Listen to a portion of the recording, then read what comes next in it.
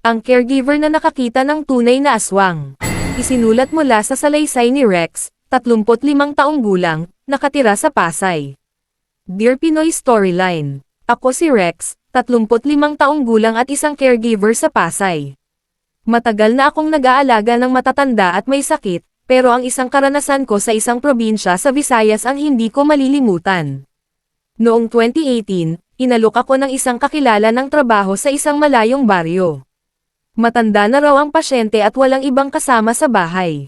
Maganda ang sweldo, kaya kahit hindi ko kabisado ang lugar, tinanggap ko ito.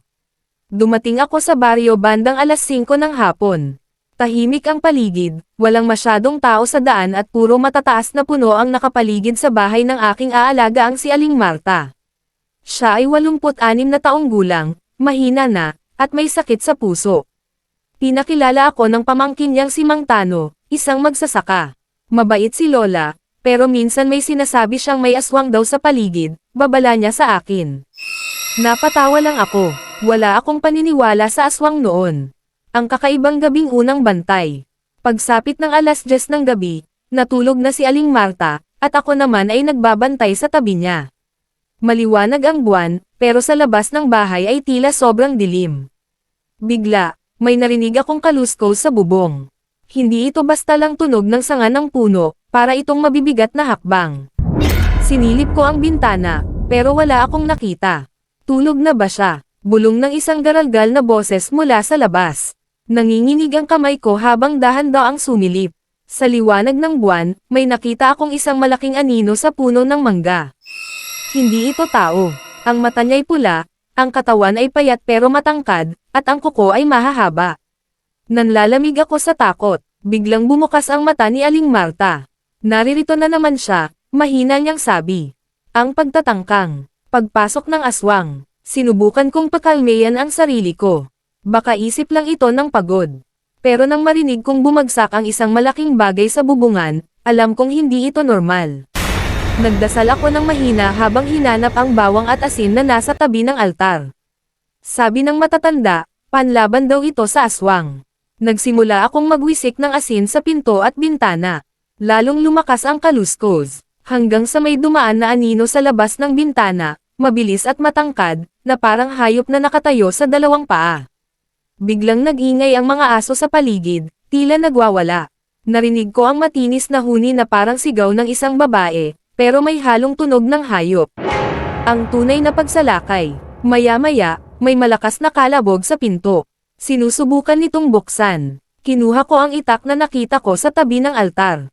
Kahit nanginginig, huminga ako ng malalim at sumigaw, umalis ka. Hindi ka makakapasok dito. Sa halip na umalis, narinig ko ang isang malalim na halakhak. Napalingon ako sa bintana at nakita kong may nakadikit na mukha roon.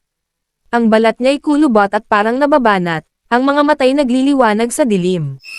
Pumikit ako at itinuloy ang pagdarasal. Bigla, bumukas ang pinto ng kwarto ni Aling Marta. Lumabas siya, mahina pero may hawak na isang botelyang may langis. Ipahid mo ito sa pinto at bintana, utos niya.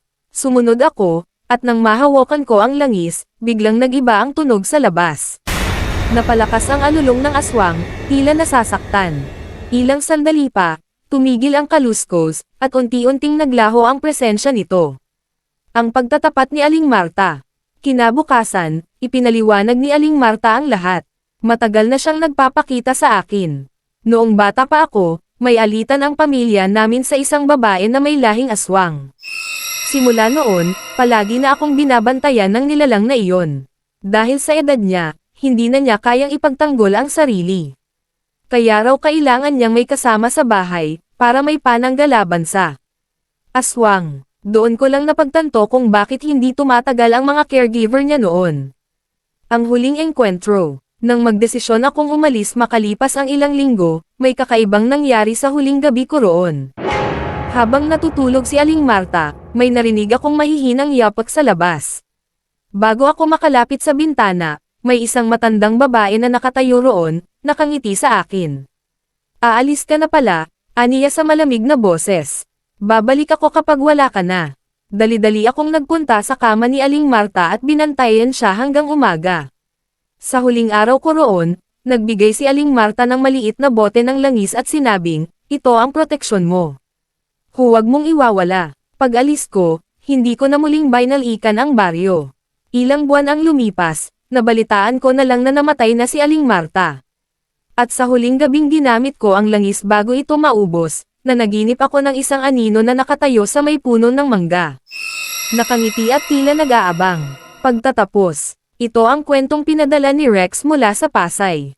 Totoo man o hindi, isang bagay ang natutunan niya, may mga nilalang tayong hindi nakikita, pero nararamdaman.